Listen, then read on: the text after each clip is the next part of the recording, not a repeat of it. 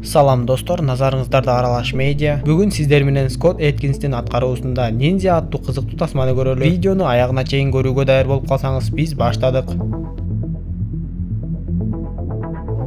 Байыркы убактарда Японияда ниндзюцу өнөрүн жана аларды жеңилгис кылган курал-жарактарды өздөштүргөн жокерлер болгон. Ниндзяларга 17-кылымда тыюу салынганы менен алардын каада салттары, курал-жарактары муундан муунга өтүп келген. Кийинки көрүнүштө ниндзюцу өнөрү менен машыктырган сенсей Такеданын окуу жайын көрөбүз. Анын жашы өтүп улгайып бара жаткандыктан шакирттеринин арасынан өзүнүн ордун баса турган татыктуу адамды издеп жатты. Бардыгына белгилүү болгондой эле сенсейликке талапкерлер Масазука менен Кейси болчу. Масазука согуш өнөрүн абдан жакшы өздөштүргөнү менен сенсей анын бой көтөрө бергендигин жактырчу эмес. Ал эми Кейсини болсо кичинесинде эле апасы таштап кетип, жаштайынан жетим калгандыктан ушул күнгө чейин сенсейдин колунда тарбияланып чоңойду. Ошентип эки шакирттин талапкерлиги алардын беттеши менен чечилмекчи болуп, экөө тең күнү түнү тынбастан машыгып жатышты. Кейси менен сенсейдин кызы Намико көптөн бери бири-бирин жактырышып, мамиле куруп жүрүшөт. Аларды көргөн Масазука ого бетер кыжырданып, сенсейликке бир гана өзүн татыктуу деп эсептейт. Кейси дайыма күндө кечинде апасынын сүрөтүн карап, качандыр бир кезде апасын издеп табам деген үмүттө. Ал эми Масазука ар дайым Кейсинин ачуусуна тийип, анын жетимдигин кайра-кайра эстете берет. Ошентип акыры эки шакирттин беттеше турганда күнү келип, экөө жыгачтан жасалган кылычтар менен урушту башташты. Бир кезде Масазука өзүнөн чыгып, Кейсиге каарын көргөзө баштады. Аны кармаганга аракет кылып жаткан башка шакирттерди да ур-токмок алып, чыныгы кылыч менен Кейсини өлтүргөнгө аракет кылды. Кейси өзүн коргоп жатып, Масазуканын бетин кесип жиберди. Ачуусу келген сенсей Масазукага: "Сен биздин мектептин эрежелерине каршы чыгып, адам өлтүрүүгө аракет кылдың. Сен сенсейликке эч кандай татыктуу эмессиң. Эми мындан ары көзүмө көрүнбө" деп айтып, ал жактан кууп жиберди. Кийинки көрүнүштө Нью-Йоркто дагы бир бай адам жетектеген уюмду көрөбүз. Алардын адамдары денелерине өздөрүнүн белгилерин басышып, ар кандай кылмыштуу иштер менен алектенишет. Куулуп кеткен Масазука ошол уюм менен кызматташып, алардын тапшырмасы боюнча Москвага келип 3-4 адамды өлтүрүп кетти. Ал эми ал кызматташкан уюмдун өкүлдөрү тапшырма аткарылганын көрүштү. Бул кезде сенсей Такеди өзүнүн ордун Кейсиге өткөрүп берүү алдында турат. Ошол учурда ал жерге Масазука жетип келип, сенсейликке бир гана өзү татыктуу экендигин айтты. Сенсей ага "Сен эч нерсеге ээ болбойсуң" деп айтканда, Масазука сенсейди коркутуп, "Мен бул жака дагы кайтып келемин. Ошондо мен өзүмө таандык болгон Йорой Битсуну алып кетемин" деп айтып кетип калды. Ал эми Йорой Битсу деген нерсе кылымдардан кылымдарга үкөктө сакталып келген ниндзянын кийими жана курал-жарактары болчу. Ошол түнү сенсей Кейсиге келип, Масазука кайтып келип Йорой Битсуну алып кетишинен кооптонуп жатканын айтып, Намико менен Кейсиге үкөктү алып ал жактан кетүүнү тапшырды. Көп өтпөй эле алар Нью-Йоркко учуп келишип, сенсейдин ишенимдүү адамына да жолугушту. Алар ал адамдын айтуусу боюнча үкөктү университеттин сактоочу жайына алып барышты. Бул кезде Масазука жанагы заманбап ниндзя кийимин кийип сенсейге жөнөдү. Ал окуу жайдагы адамдардын баардыгын кырып отуруп, акыры сенсейге жетти. Устаты менен бир топко кармашып отуруп, аны жеңе албасына көзү жеткен соң, шамдарды өчүрүп үйдүн ичин караңгылатып, караңгыда көрсөтүүчү көз айнегин такты. Дароо эле түтүк менен сенсейге уулуу окторду аткылап жиберди. Бул ниндзялардын илгертен берки амалы болуп, эгер ал ууга каршы дарыны ичип жибербесең, дароо эле өлүп калат экенсиң. Эми Масазука көздөгөнүнө жетип, бирок ал жактан үкөктү таба албай калды. Ачуусу келген Масазука үкөктү Нью-Йоркко алып кетишкенин билген соң, дароо эле устаты менен кош айтышты.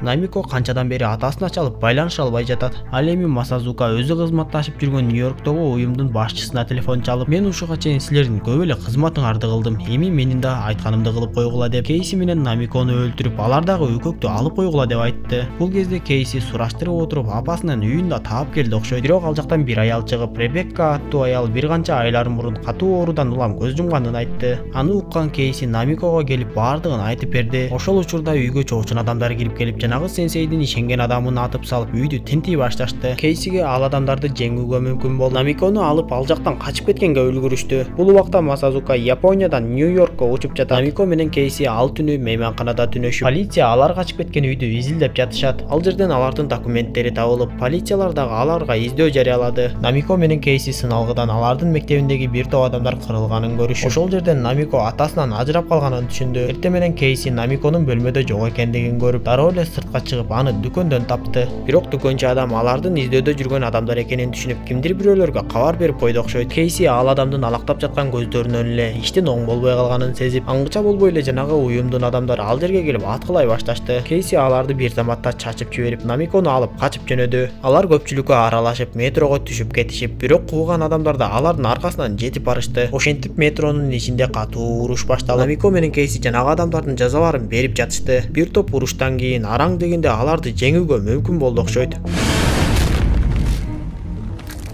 Бирок канткени менен алар метродон чыкканда полициялар кармап калышты. Бул кезде Масазуко Нью-Йоркко кайтып келип, бирок иштин бүтө элек экендигин угуп, ага ачууланып эле уюмдун эң күчтүү жөөкөрлөрүнүн бирин өлтүрүп салды. Бул учурда тергөөчүлөр Намико менен Кейсиден сурак алып, бирок алардын бир да сөзүнө ишенишкен жок. Дал ошол учурда имараттын жарыгы өчүп калды. Кейси тергөөчүдөн бул жака Масазуко келгенин айтып, колун бошотуп коюуну суранды. Бирок тергөөчү ага эч эле ишенбестен ал жактан чыгып кетти. Масазуко болсо билинбей эле алдынан чыкканын өлтүрүп отуруп, Намикого да жетип барды. Кейси болсо кишенден бошонгонго аракет кылып, аракеттенип жатып кишен бекитилген темирди жулуп алды. Масазуко Намиконун эсин оодарып, аны көтөрүп алып кайрадан артка жөнөдү. Кейси сыртка чыгып, ал жакта көптөгөн полиция кызматкерлери өлүп жатканын көрүп, колундагы кишенди чечти. Анын алдынан тергөөчү чыгып токтотуп, ал жерге Масазуко да келип калгандыктан Кейси тергөөчүнү сактап калды. Андан соң Кейси Масазуконун аркасынан үйдүн жогорку тарабына чыгып барды. Ал жерден экөө кармашып баштап, бирок Масазуко Кейсини алсыздандырып, ылдыйда полициялар келе жаткандыктан Намикону көтөрүп, канат сымал нерсеси менен ылдыйга секирип качып кетүүгө мүмкүн болду. Кийинки көрүнүштө ал Намикону көзүн таңып байлап койгонун көрөбүз. Бир аздан соң бөлмөгө Масазуко кирип келип, ал Намикодон үкөктүн кайда экенин сурады. Бирок Намико ага үкөк жөнүндө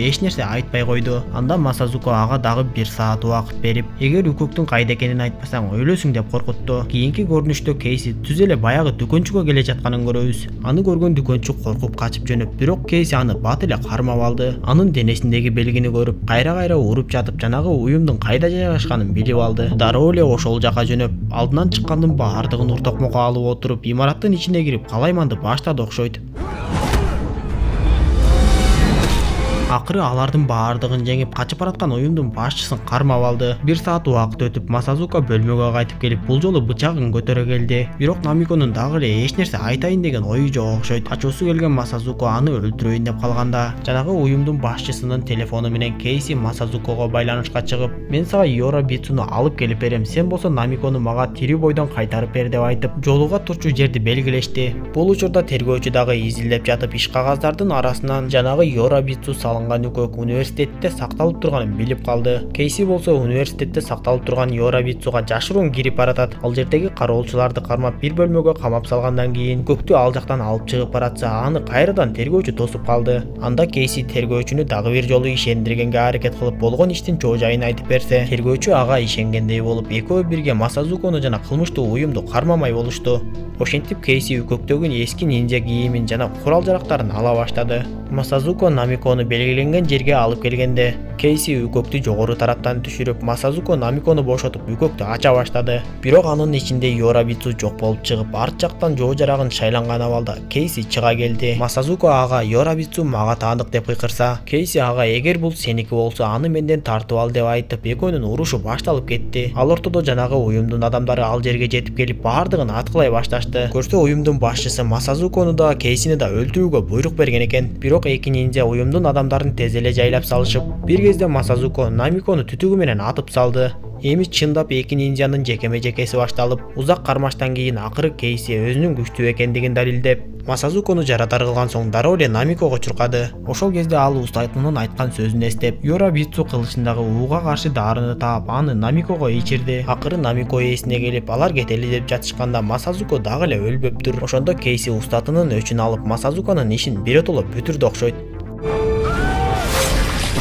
Эртеси тергөөчү кылмыштуу уюмду кармап, ал эми Намико менен Кейсиге бул жактан чыгып кеткиле дагы экинчи кайтып келбегиле. Эгер кайтып келсеңер камаласыңар деп айтып, өздөрүнүн документтерин берип кетирип жиберди. Тасманын акырында Намико менен Кейси Японияда өздөрүнүн мектебинде шакирттерин окутуп жатканын көрөбүз. Тасма ушундайча соңуна чыгат достор. Видео жаккан болсо мага жакты белгисин басып, досторуңуз менен бөлүшүп коюңуз.